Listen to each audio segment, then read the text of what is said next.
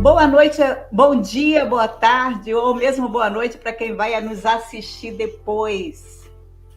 Então, essa live falar sobre a LGBT é um tema que já vem sendo solicitado já por algumas pessoas já há algum tempo. E hoje nós assumimos o desafio de estar conversando com você um pouquinho sobre essa realidade. Bom, me apresento, sou Marlene Leite Mendonça, psicóloga clínica, educadora há muitos anos, atualmente atuando na clínica e morando em Porto Velho, Rondônia. E o tema LGBT é algo que aparece com uma certa frequência no consultório. E a partir dos dramas trazidos, dos problemas, das dificuldades experimentadas, senti também a necessidade de estar falando sobre.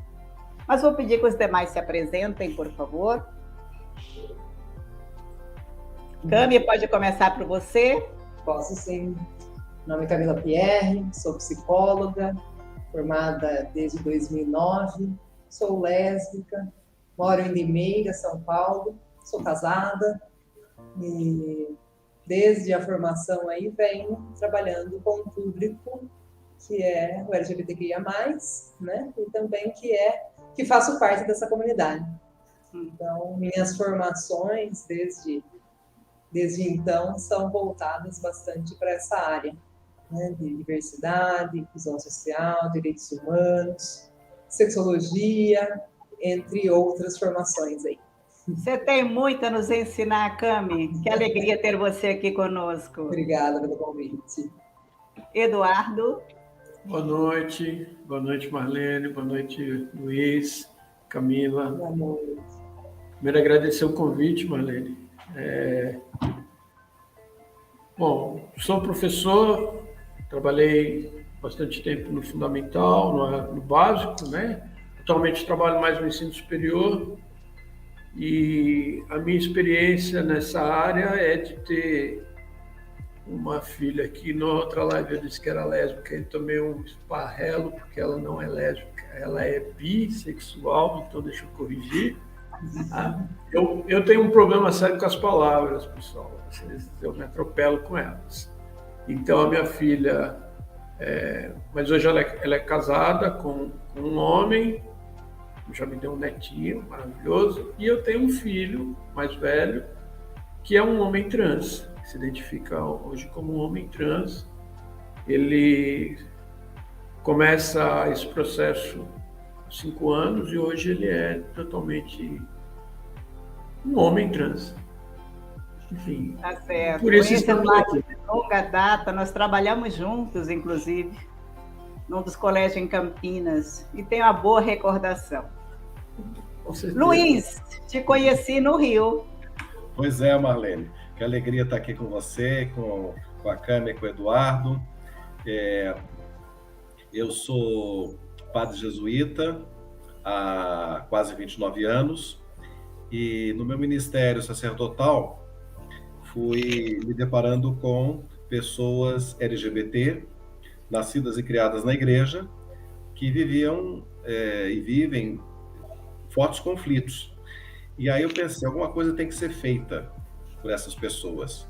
E resolvi começar um grupo de reflexão sobre diversidade sexual, cidadania e religião. Eu sou professor da PUC, trabalho com história.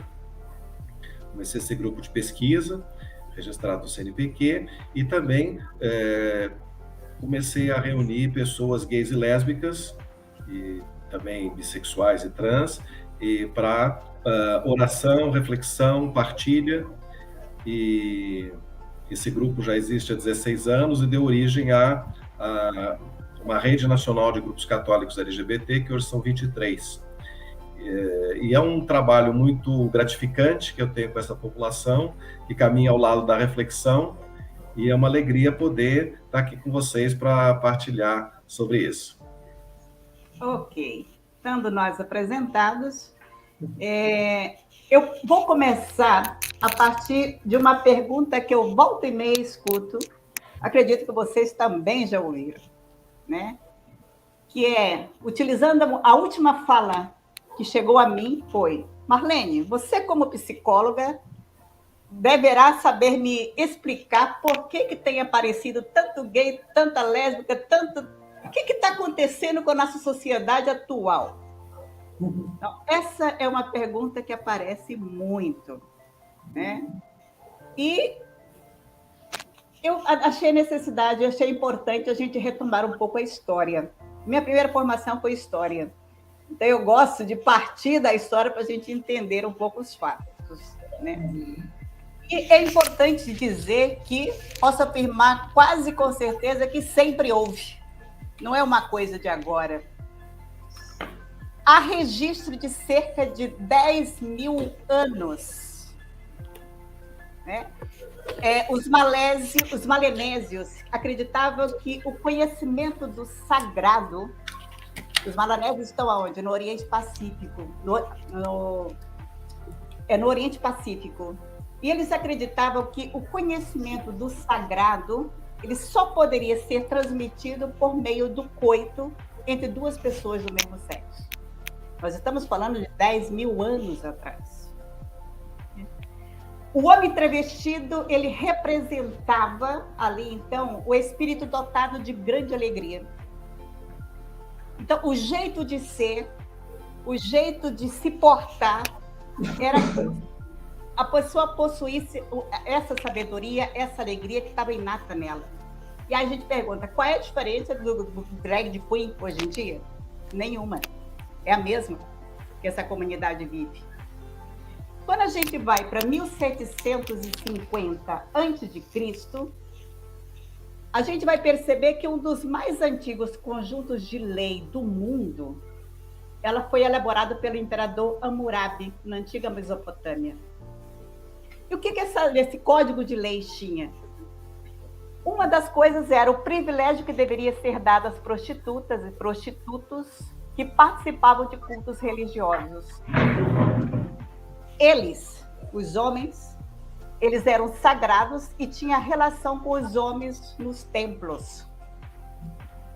Tanto no templo da Mesopotâmia, Fenícia, povos egípcios, Índia e tantos outros. Quando a gente vai para o século IX antes de Jesus Cristo, a Grécia Antiga, também na Roma Antiga, era comum um homem mais velho ter relação sexual com jovens, né? Sócrates, por exemplo, muito conhecido de todos nós estudamos Sócrates na escola, muitos não sabem, mas ele tinha relação afetiva com Alcibíades. Ele era gay. E ele pregava o amor entre as pessoas iguais, os sexos iguais, como forma de inspiração. E que a sexualidade, então, era... Aliás, a relação heterossexual, tinha o único objetivo, que era da procriação. Quando a gente vai para a Roma Antiga, a pederastia, que é o homem adulto com o rapaz jovem, era encarada como um sentimento puro.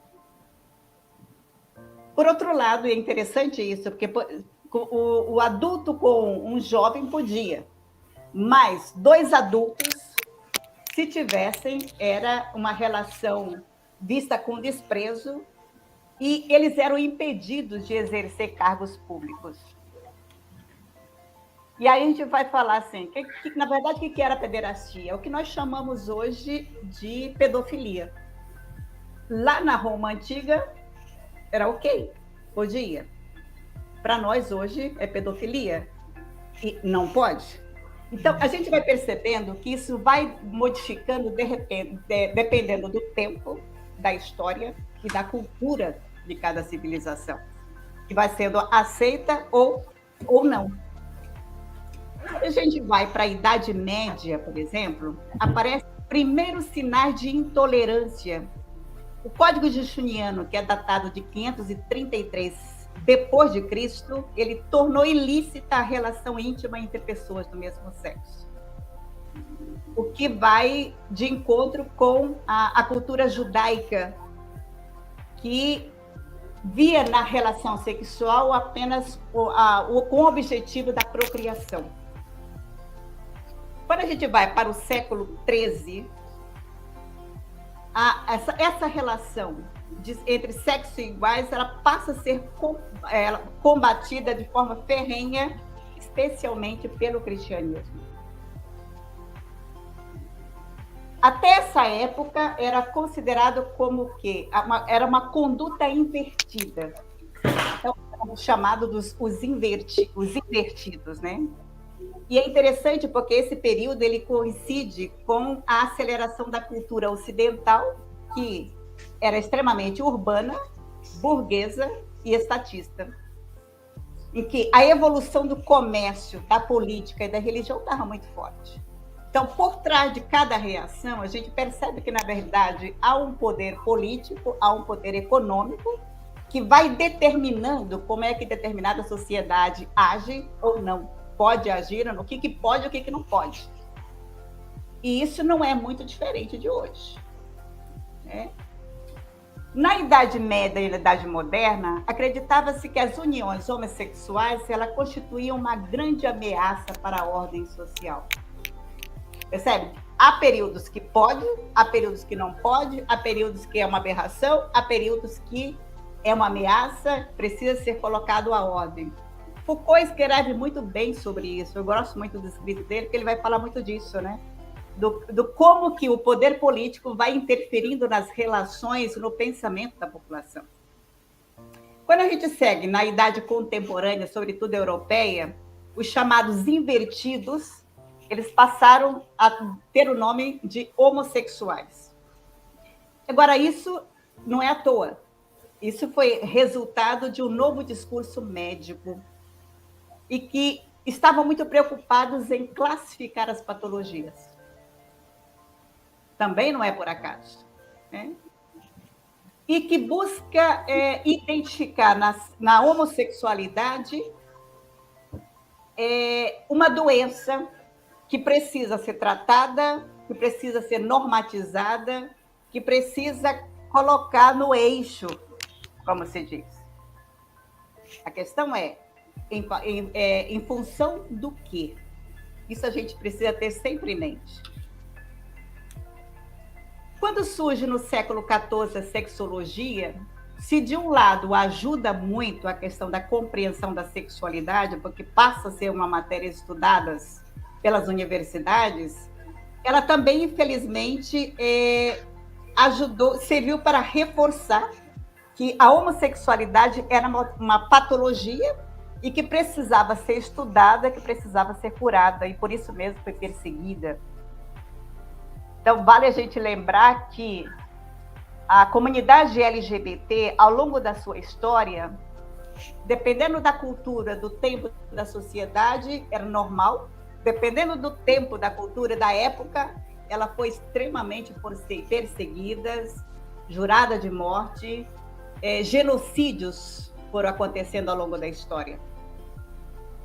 Bom, só para a gente adiantar um pouco, a gente vai para o século XX, 1973, quando a Associação de Psiquiatria Americana reconheceu que a homossexualidade, por si, é doença e retirou do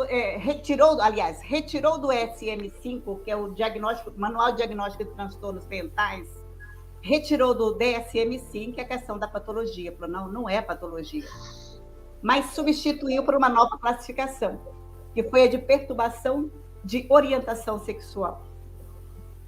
E que foi muito reforçado por muitos homossexuais angustiados com a sua orientação sexual.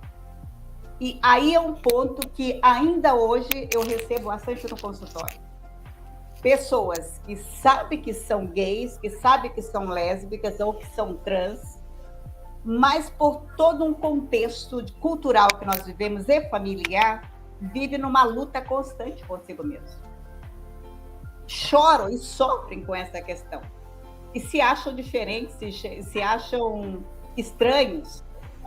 Então, essa é uma das principais funções minha e nossa enquanto terapeutas, quando a gente recebe, quando psicólogo, quando a gente recebe esse tipo de demanda no consultório. Bom, o DSM-3, ele classifica a homossexualidade como egodistônica, ou seja, todo pensamento, todo impulso, todo comportamento, sentimento que estão perturbando a pessoa.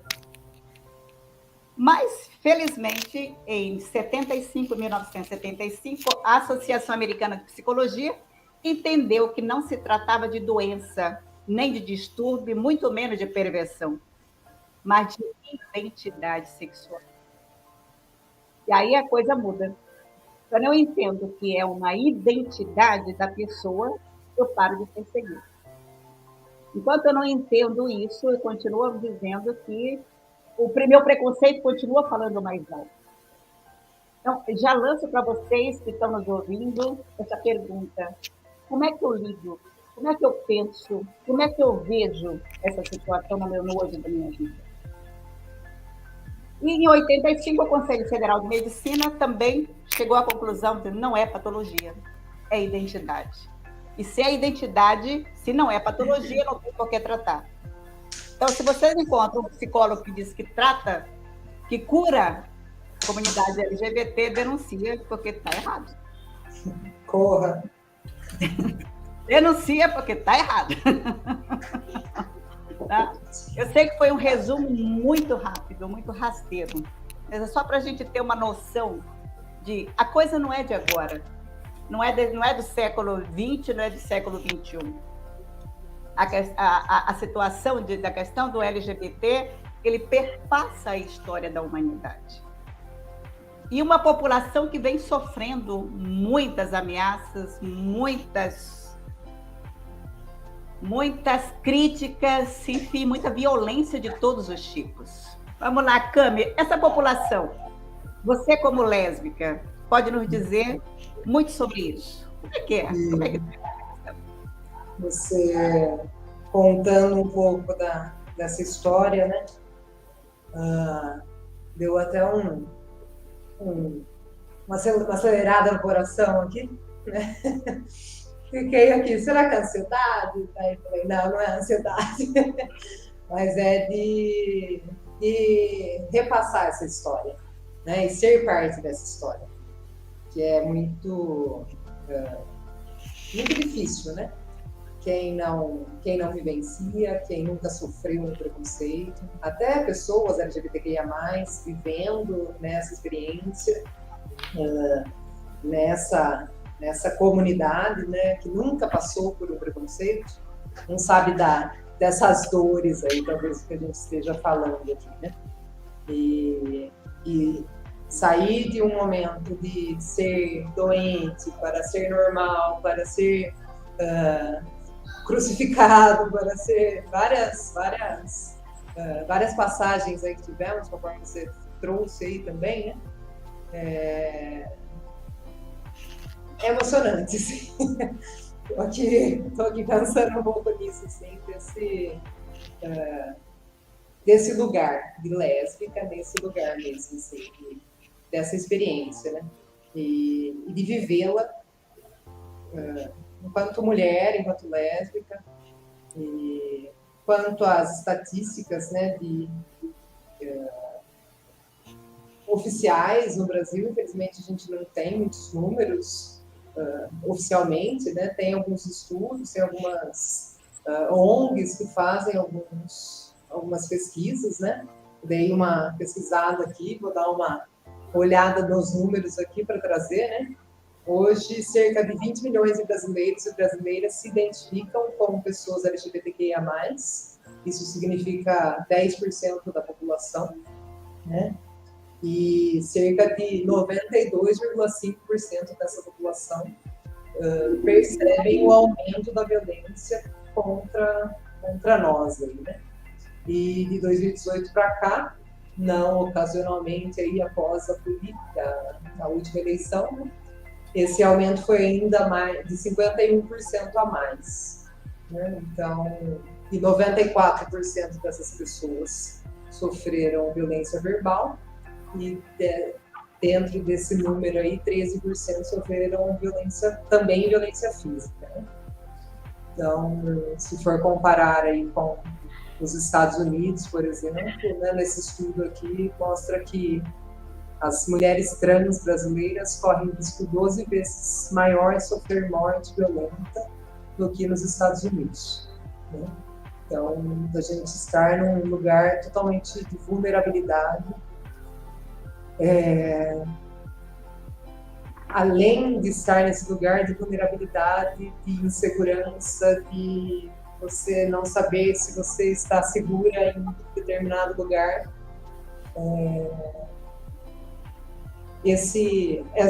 essa angústia que fica por não ter essa segurança, né? Então, às vezes você trouxe, né, uma angústia mesmo aí dessas pessoas, né, LGBT, que se identificam como LGBTQIA+, aí, né, esse entendimento, acho que é uma angústia mesmo. Se for falar em sentimento, acho que é uma angústia mesmo, porque você não sabe se você vai sair na rua e o que vai acontecer, né? O que de pior já aconteceu contigo, Cami? Pior já aconteceu comigo? Eu estava em uma boate, aqui perto da cidade, e estava numa fila ali, e acho que foi bem na época que não podia mais fumar dentro dos lugares. Eu estava com o pessoal que fumava e precisava fumar lá fora. E eu estava guardando a fila para as meninas que fumavam para ir para fora. E a hora que chegou a minha vez, não tinha cigarro, porque eu não fumava, e as meninas tinham ido para lá. Eu falei, não já vou, né? E o segurança me pegou pelo pescoço e me tirou da boate. E aí daí juntou 5 homens, segurança em cima de mim, né? E em um lugar LGBT, totalmente despreparados para trabalharem ali, porque daí começou uma fala sobre isso também, né? Foi um momento bem desesperador, assim, que eu achei que fosse... E ele veio me dar um soco, e a hora que ele veio me dar o soco, a minha amiga saiu e empurrou ele, assim.